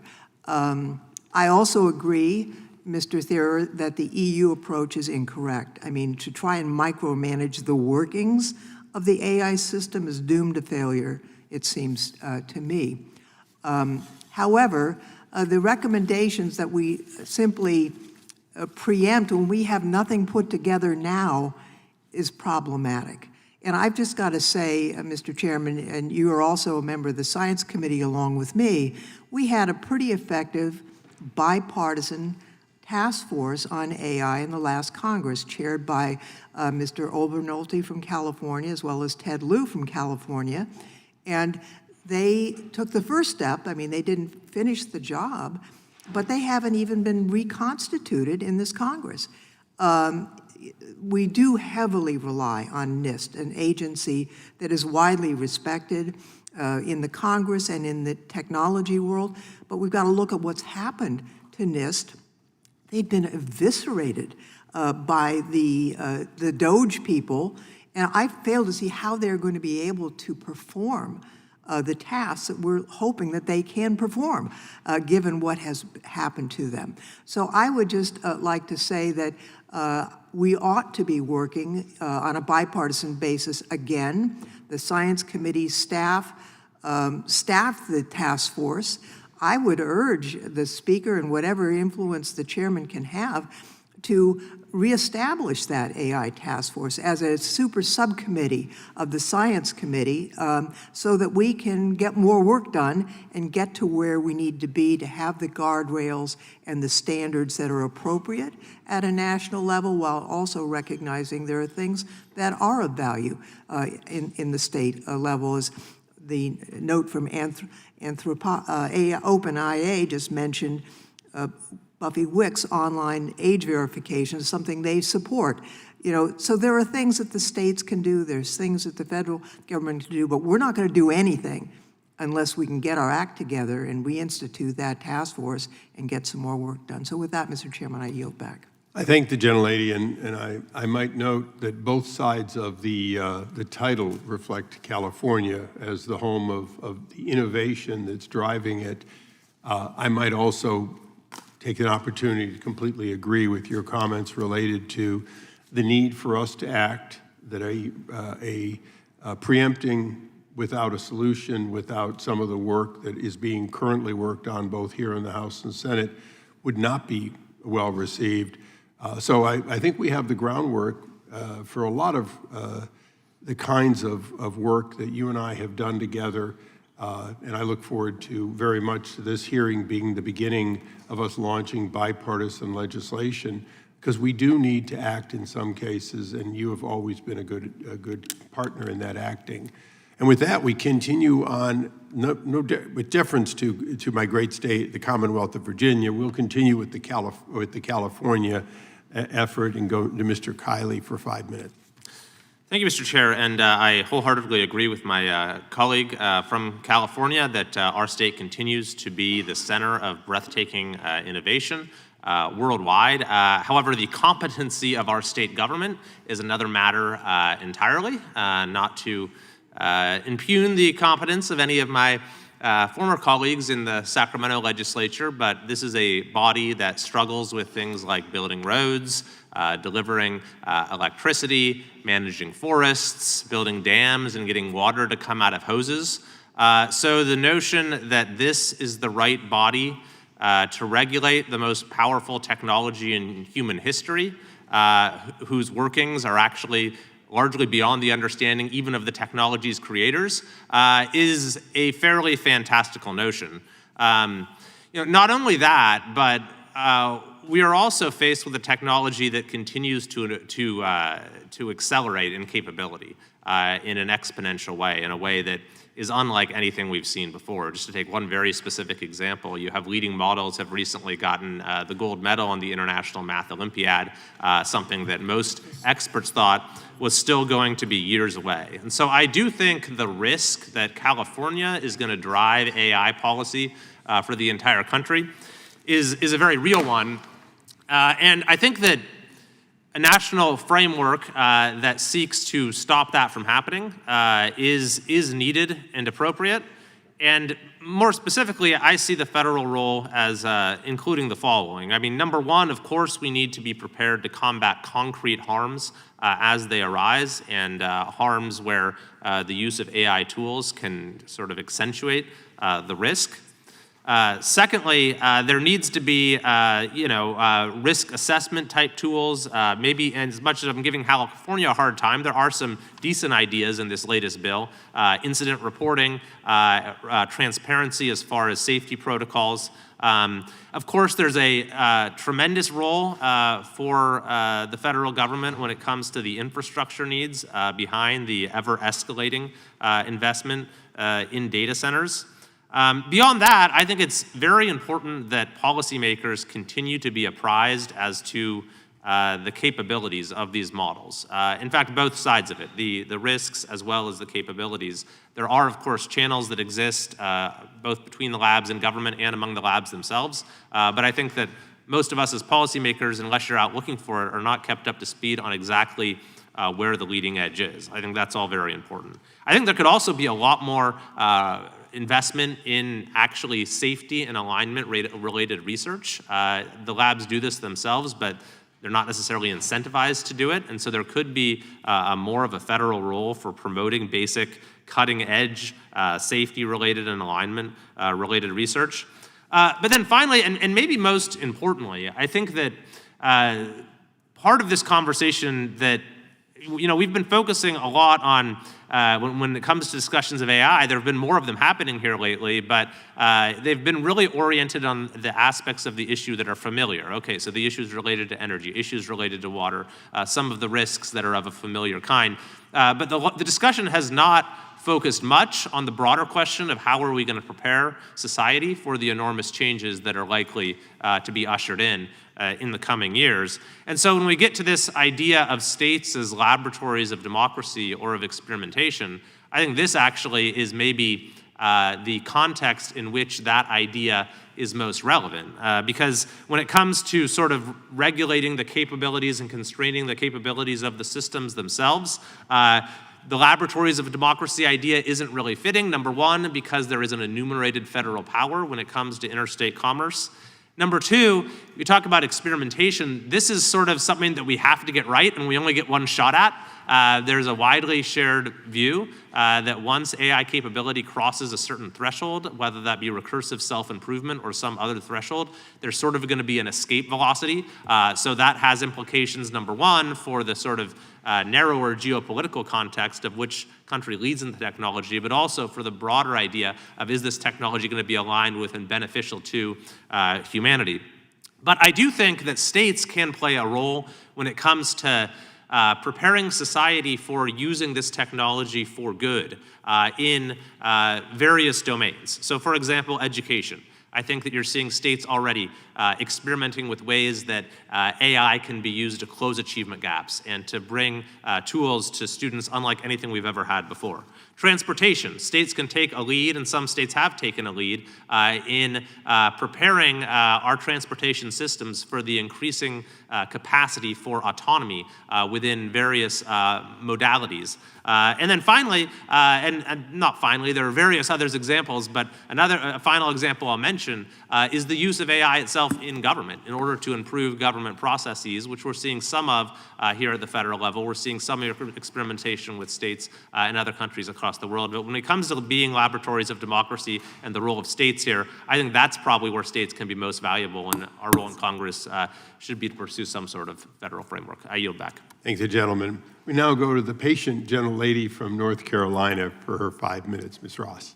Thank you very much, Mr. Chairman. I have a unanimous consent request. I ask unanimous consent to enter into the record a letter by Frank Cullen, Executive Director of the Council of Innovation Promotion, to you and the ranking member, dated September 18th, 2025, which expresses the Council's concern regarding recent proposals for Congress to impose a moratorium on state-level regulation of AI. Without objection, so ordered. Thank you again to both the chair and the ranking member for organizing this very important hearing, and to the witnesses for your testimony. I'm glad that we're talking about how Congress and other lawmakers can responsibly legislate and regulate around AI. I represent the Research Triangle in North Carolina. I have seen the incredible things that AI can do, particularly in the medical area and in biopharma, and I'm just blown away by the powerful and positive use of AI. But I've also seen the negative effects of AI, and I'm thrilled that one of those issues has been brought up by Representative Klein and Representative Lee, and that's the ongoing necessary litigation that's happening with content creators and copyright. I was with the head of Anthropic this morning talking about how much money they're having to pay for what they did that was illegal, flat out illegal. And I hope and look forward to working with Mr. Chairman and the ranking member to make a hearing on that issue, and we've had a couple of those hearings happen again, but do it in a way that we can promote good behavior by AI companies. I also, I know I love California, and I know we're talking about California, but I want to bring up some crucial areas where other states have regulated AI in necessary ways. And I know that we have the parents of children who have been hurt by AI here. And the states are ahead of Congress in protecting our children. And given our inaction, many states have stepped up, passing legislation covering topics that run the gamut from expanding CSAM laws to cover AI-generated material in Alabama, to prohibiting AI from being used to provide mental health care services in Nevada. And then, you know, we've been talking about democracy, prohibiting the use of AI during an election to create political messaging that contains deep fakes of candidates for office in New Hampshire. And so this, you know, we've been talking about federalism, but sometimes the states have to act. I also have some concerns. I fully agree with the chairman and a lot of the sentiment here that Congress does need to come together in a bipartisan way. But I think some of the AI companies want this preemption because they know that they can muck up the congressional situation, which isn't that hard to do, and create the inaction so they can do whatever they want to do for as long as they possibly can do it. So with that long introduction, Professor Richards, the federal government often regulates in particular areas that affect interstate commerce, like air travel. The states have areas where they traditionally take the lead, like insurance. When it comes to the states making laws that affect AI deployment, what sectors or use cases should continue to be within the state's purview, where the federal government shouldn't get in the way? Thank you for your question, Representative Ross. I think there are a numerous list of them, and I would hope that the committee would indulge me that if I forget one, there are too many to count. I would say in healthcare, in the provision of medicine, I work a lot with our physician scientists at Washington University through the Cordell Institute, and they are concerned about having access to AI technologies to treat their patients, but also to be sure that the delivery of those treatments and the development of those treatments is done in a way which is consistent with the ethical and sustainably ethical practice of medicine. I mentioned in my opening remarks the problem we have in the courts of hallucinated citations, that states should be able to safeguard the integrity of their judicial systems and litigation processes by AI-specific laws, that general laws will not be enough in these cases, given the particular affordances and applications that AI produces. I think about education. I believe it was Mr. Kiley that spoke about that a moment ago. AI does have a potential to help people in education, but it also does tend to create massive plagiarism problems. So, and I'm being indicated to wrap up by the chair, so I will pause there. Thank you very much, and I yield back. Professor, you are knowledgeable, and we appreciate, and that's why I didn't stop it at the bell by any means. I wanted you to finish what you were working on. With that, we go to the gentleman from Wisconsin for 5 minutes. Chairman. Mr. Thierer, you've written previously about California taking a European-style approach to regulation. Chairman Jim Jordan of the Full Judiciary Committee and Mr. Kiley and I were just in Europe last month talking with businesses, both European businesses and then American businesses with headquarters in Europe now, within the EU, many of them in Dublin, actually. And what they told us was that this type of ex-ante regulation where anti-competitive practices are regulated before they exist, it typically undermines or overburdens companies before they can scale, and it kills kind of a lot of the small businesses before they're up and running. And it's exactly what Europe has it's why they have no gatekeepers. We're the gatekeepers. America innovates, China duplicates, and then the EU regulates. That's kind of where we're at right now on a grand scale.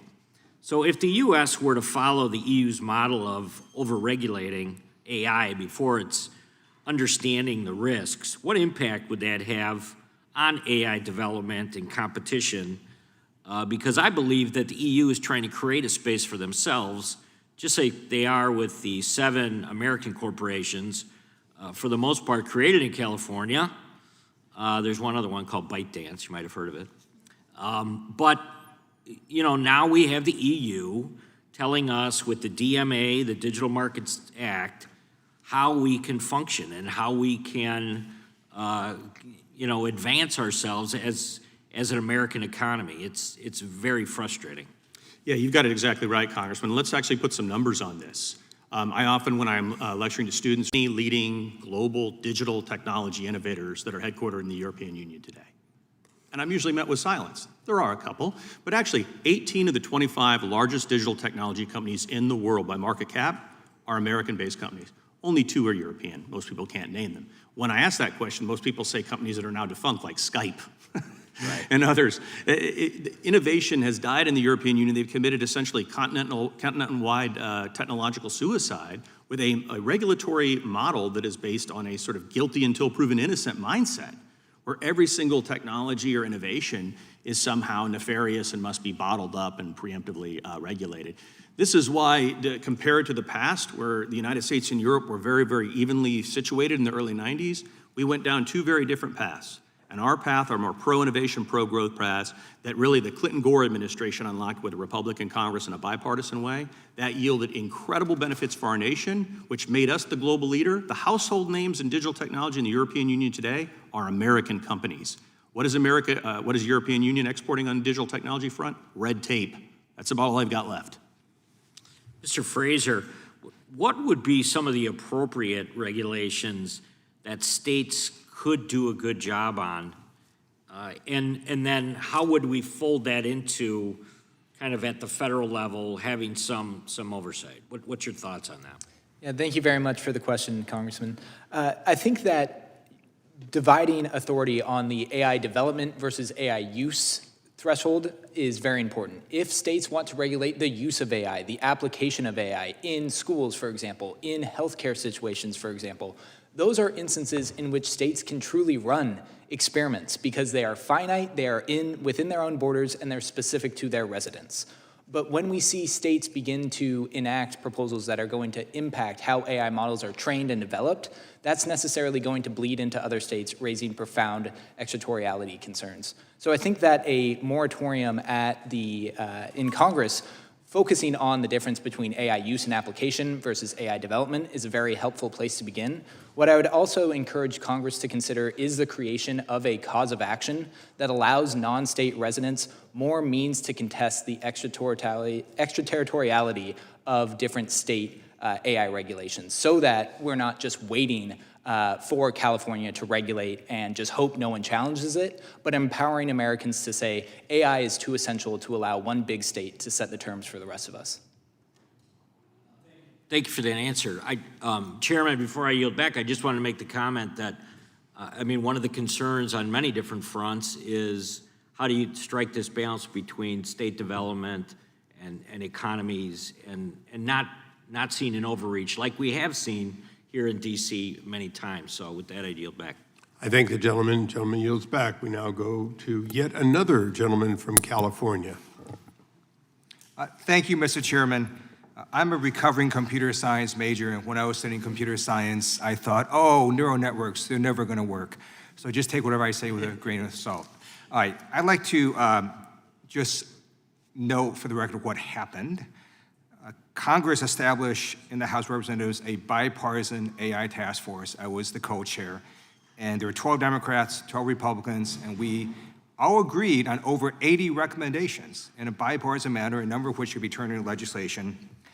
And instead, the Trump administration basically says, no, we don't want Congress doing anything, and we'll go to the states and not have them do anything. We'll have zero regulation. And the Trump administration tried to put in a 10-year moratorium ban on states that was opposed by 17 Republican governors, 20 Republican attorney generals, and 130 Republican state lawmakers. And then that 10-year proposed ban failed 99-1 in the US Senate, a spectacular rejection of what the administration was trying to do. So now we're in a place where the actual reality is, it's not whether we're going to regulate AI. It's, do you want 17 states doing it, or do you want Congress to do it? And with that lead in, Mr. Thier, I know you were supportive of the AI moratorium. Your approach failed. So now we're in this new sort of position since it's failed. I'm curious, what areas do you think Congress should regulate in? Because it's clear we're not going to preempt with nothing, right? What are the things that you think that would be helpful for the American innovation? Sure. Well, first of all, Congressman, I want to thank you for your leadership on this with Representative Overnolte, with the House AI Task Force, and then also the legislation that you did mention that you sponsored on this. I think that was a good starting building block for what we can do. We've heard many other members here today talk about the sort of things that NIST could be doing, or the new CASI, which again is a carryover from the AI Safety Institute. We could take some of the ideas that are already been percolating at the state level, including in California and New York and others, to basically build upon what can be done in federal legislation. And you can combine that with other sort of targeted actions. I want to remind everyone here, people say Congress doesn't do anything. Does everybody already forgotten about the Take It Down Act? Passed overwhelmingly, right? We can take targeted approaches to this and we can take broad approaches. The point is that we can't have the technocratic design of regulation being done in a patchwork like this, or that is going to create serious problems for American innovators as we continue to try to race against China to build out our capacity. We have to balance safety and innovation at the same time, so we do need to have some preemption. In my testimony, I spelled it out in great detail how to do this, but reserve certain powers to the states. I want to agree with the Democratic Attorney General of Massachusetts who said, quote, existing state consumer protection, anti-discrimination, data security laws still apply to emerging technology, including AI systems, as they would in any other context. That's exactly right. States can continue to do that, but we need to have a federal framework to make sure we get this done right. Thank you. Just as a side, I think there may have been some disparagement of California. I just want to note, Apple is headquartered in California, Google, Meta, Anthropic, NVIDIA. Turns out that California does pretty darn well with the laws that we have. Professor Richards, I have a question for you. California is now proposing SB 53. Have you looked at that in the California legislature at all? Not at the level of detail that I want to answer questions under oath on it. Okay, then that's fine. Now, you, in your testimony, thinks The there gentleman, should be... before you came in, Mr. Frazier actually has studied it and is quite favorable in many areas of it. If you Oh, so tell me about SB 53. What is your view of it? Earlier in my remarks, I said that SB 53 is the least bad state bill I've seen with respect to AI development. I think that it gets right a lot of the emphasis on information sharing that we know is essential to leading to better AI policy. So the sorts of disclosures that SB 53 calls for from labs, I think, is a very positive step. I would like to see it done at a federal level and not at the state level. I also think that the whistleblower protections called for in SB 53 are important to, again, contribute more information sharing. But I will note that, for example, Senator Grassley has a whistleblower bill pending before Congress that I would prefer to be the vehicle for those sorts of protections. Thank you. I appreciate that. So, Professor Richards, let me go back to you. So your view is there should be no preemption whatsoever. So let me just sort of ask you this question that you can answer because my time will be up soon. When a large language model comes out, it goes through this enormous amount of training and then post-training and all this, and you have a model. So let's say one state says, you know, we're going to mandate testing. Another state says we're not going to mandate testing. A third state says, not only are we going to mandate testing, we're going to mandate the 27 specific areas where you have to test. And then another state says, we're going to go even further than that and do 35 specific areas and be very specific what you have to disclose, and on and on. How does, even technically, an AI company deal with that when they have one model? Do they just say, we're just not going to be able to allow this to happen, for example, in Missouri or California or Florida? Like, how does it even work if you have 17 states regulating one AI model? And I'll yield back and let him answer. I was giving you all that extra time so you can let him answer, and if there's a follow-up within reason, we'll let you have it. It's the advantage of being nearly at the end. There we go. Thank you. Under that hypothetical, Congressman, I think it would be very challenging for a company to apply, but it is not my position that there should be no preemption, just that we should not consider broad preemption of state AI laws. Under appropriate circumstances, a sensible federal law will be naturally preemptive, and I would welcome a reasonable federal AI statute, just as I have welcomed and advocated for a reasonable federal privacy statute, which the United States is the only advanced economy that does not have one. Great, thank you. And we now go right to the gentleman from California. What does the hat say, Eric? Jimmy Kimmel Live. Of course. The gentleman is recognized for 5 minutes. Thank you, Chairman. And I'll get to AI in a moment, but I'm not going to miss the opportunity to ask my colleagues, the proponents of free speech across the aisle and the champions who sit with me, to condemn in the harshest terms what is happening right now from our administration. The second late-night comedian has been taken off the air because the president did not like a joke. I want to first condemn in the harshest tones the murder of Charlie Kirk. He should be with his family right now. He should be with his children. He should be alive. He had a right to say what he wanted to say to who he wanted to say without any physical violence being brought his way. And Jimmy Kimmel had a right to say what he said, which didn't in any way suggest that somebody in the MAGA world had been responsible for the murder of Charlie Kirk. He was just pointing out what folks online were doing as Twitter detectives before any investigation had been completed were saying about the assassination of Charlie Kirk. And then he pointed out that Donald Trump, who did not go to Kirk's memorial service at the Kennedy Center over the weekend, when he was asked how he was feeling about the assassination, did not address it, but rather went right to a construction project. And for that, Jimmy Kimmel was taken off the air. That's not who we are. That's what it looks like in China. That's what it looks like in Russia. That can't be what it looks like in America.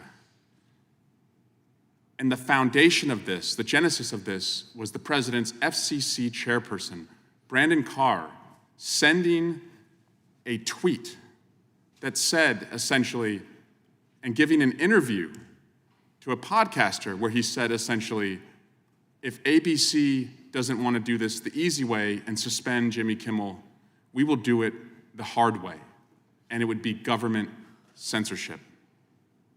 Maybe I was not loud enough in the past when Republicans spoke out against government censorship. And if that's the case, I will go back and revisit whether I could have been louder. But that does not mean that today Republicans are silent just in an effort to own the libs. If you didn't like cancel culture when you thought it was happening in prior administrations, you certainly can't look at what just happened in our country and accept that that is something we should live with and we should tolerate. So I want to make it clear, there's going to be a Democratic majority in just over a year. And to the FCC chairperson and anyone involved in these dirty deals, get a lawyer and save your records, because you're going to be in this room and you're going to be answering questions about the deals that you struck and who benefited and what the cost was to the American people because that happened.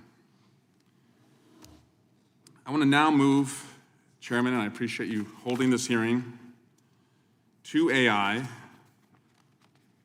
and ask our witnesses first, and I'll start with Professor Richards. Professor Richards, what is the risk to the country if, particularly to children, if the government does absolutely zero on AI as far as legislation, as far as what they see, privacy that's taken, biases that are reinforced? What do you see the risk could be? Thank you, Congressman. There are a number of risks. Some of them are known and some of them are unknown, which I think is why it's essential to preserve regulatory flexibility by the states as well as the federal government to deal with these questions. We've already discussed at some length, but perhaps we can't discuss it enough, the losses that the parents who are seated behind me have suffered. When we have in some cases, the reckless or the rash deployment of software agents in children's lives. There was discussions about telling them about Santa, but they've done much, much worse. That's one of the risks, exacerbating the mental health epidemic. There are risks to children in schools. Children don't read books anymore because of AI models. States should be able to address that pedagogically with particular consequences for our critical thinking skills that are necessary for our democracy. Thank you. And also, Mr. Thayer, I just want to, just coming from another meeting, I want to thank you for your remarks earlier about the FCC chair and his hypocrisy about censorship. With that, Chair, I'll yield back. Would the gentleman yield for Yes. a second? As often happens, there's a nuance of total agreement here, and I just want to speak well of your championing free speech. And perhaps those who leave broadcast, like our mutual friend Bill Maher, might find an even greater place, an even greater amount. I do agree with you that we need to continue to promote free speech, and your kind words related both in defense of one, but also on Charlie Kirk is very much appreciated. And I look forward to continue to work with you. You and I have worked on a lot of issues, and I think this is one we can work on as well. Thank you, Chair. Appreciate it. And that only leaves me. My job here is not just to ask questions, but perhaps to try to close on as positive a note as I can of what we seem to agree on. And I'm going to use a kind of a question-comment combination. I'd only ask that if I'm accurate, you agree that I'm somewhat accurate as briefly as possible. And I'll start primarily with Mr. Frazier, but I want to make sure I have total agreement. If Congress offers laws, and does it normally not, by definition, unless we expressly trample on common law remains a tool of the states. Is that correct, Mr. Frazier? That is correct. Absent very clear language, yes. Okay, so that's one of our challenges, to make sure that any preemption does not challenge existing laws. In the case of if you will, existing laws in states, for example, product liability laws. We've never preempted those, even though we do have some federal laws. The reality is an unsafe product, a product that injures people, have a myriad of state laws that already affect it. For example, when we went from a man striking someone to a man on a horse striking someone to a man in a car striking someone, we didn't necessarily have to make major changes in the law. They all fell, and none of them were federally preempted. Correct, and there's a reason why law professors laugh at the idea of the law of the horse. The law of the horse, exactly. So, Professor Richards, you gave us a great deal of caution. Is it fair to say that if we clearly carve around any question of common law preemption, and at the same time, do not stop causes of action which are, although perhaps automated by a bot and the like, still in fact follow that horse example, that in fact, for the most part, don't we meet the requirement of allowing the states to continue to protect their citizens as they have for 250 years? I believe, Chair Issa, that states should have the ability to continue to experiment with their own laws in addition to the common law. I fully agree with you, but and I'll go to Mr. Thayer, because this is both law and policy. You mentioned a number of times ingestion versus output. Ingestion, which cannot easily be done 50 different states and 210 different countries around the world.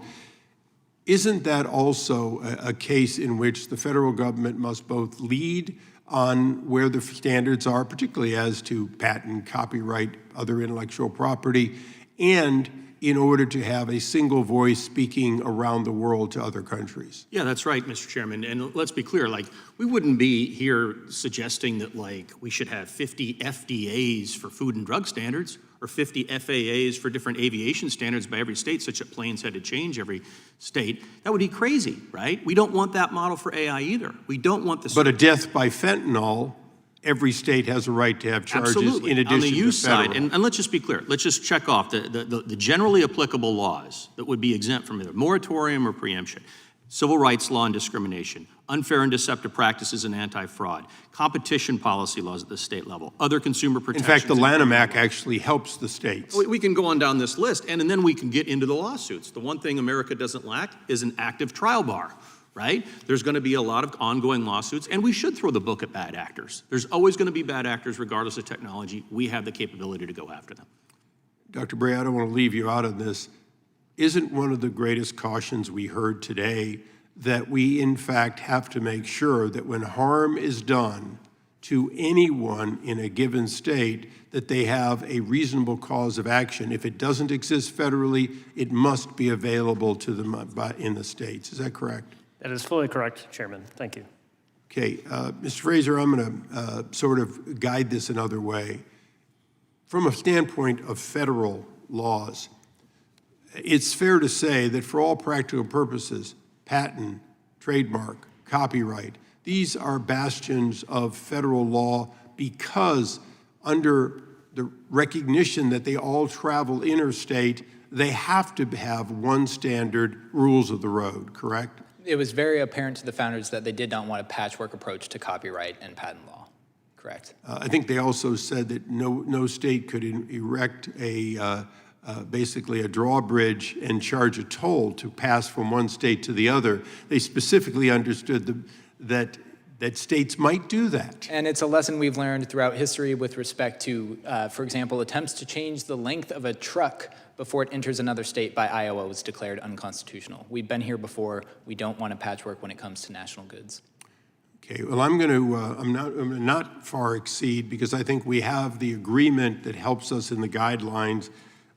Certainly, in the case of one that was mentioned briefly, PADRA, which does deal with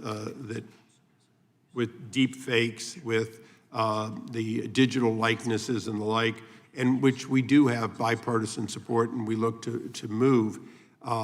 That was an element today, and I'd like any of you that want to comment further for the record to do so.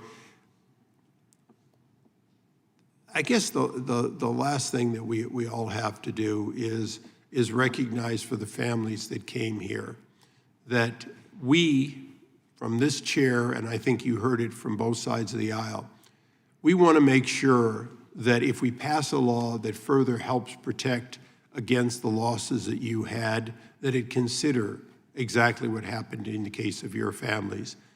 And that if we pass a law, that in no way should it stop the causes of actions that may exist. If anything, we at a federal level, for example, a death by fentanyl, we want to hold those who knowingly deceive and sell pills purported to be some kind of a drug when in fact they are a deadly poison, that they be able to be charged with murder, as in some cases have been done at the state level. So I can assure you from this standpoint, and I think the ranking member would not nod in any way, but yes, that is a common goal, and that we heard that message loud and clear. And I want to thank those who are here today for their presence, and I want to recognize Mr. Johnson for something he wants to place in the record. Thank you. I have a couple of unanimous consent requests. I know I'm going to like them. I'd ask unanimous consent to enter into the record a letter by Alejandro Montoya Oya, the Vice President for the Center for Civil Rights and Technology at the Leadership Conference on Civil and Human Rights. A letter to you, Chairman Issa, and Ranking Member, myself, dated September 18, 2025, which expresses the conference's views regarding the potential preemption of states' efforts without to objection, implement so AI. ordered. And also to enter into the record a statement by Vered Horish, the Chief of Strategic AI Partnerships at Bria AI, titled Don't Ban State AI Laws, as well as a letter from 17 Republican governors to Speaker Johnson and Majority Leader Thune dated June 27, 2025, opposing the AI moratorium in the Big Ugly Bill.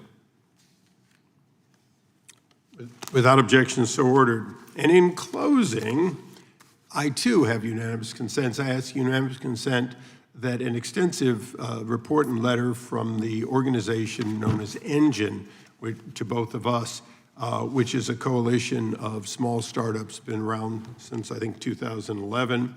Without objection, will be ordered. An additional letter from the Americans for Prosperity, detailing the benefits versus the risk of 50 separate states. That'll be placed in the record without objection. A article from Politico dated, well, there we go, dated yesterday, and it's the California-Washington tech fight heats up. We placed in the record without objection. Additionally, a political article entitled, "We Don't Want California to Set the Rules for AI Across the Country," Trump advisor says, will also, in spite of that, being placed in the record. And lastly, I want to thank our witnesses. You've been informative, you've been helpful, and I think that this has, in fact, furthered our understanding of, quite frankly, what our need to act and our need to act with a restraint from some of the warnings that were given by Professor Richards. And with that,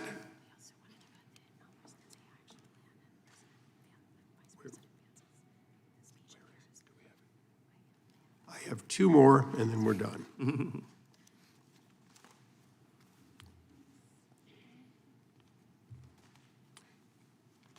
Well, I'd ask unanimous consent that the President's AI initiative be placed in the record in its full.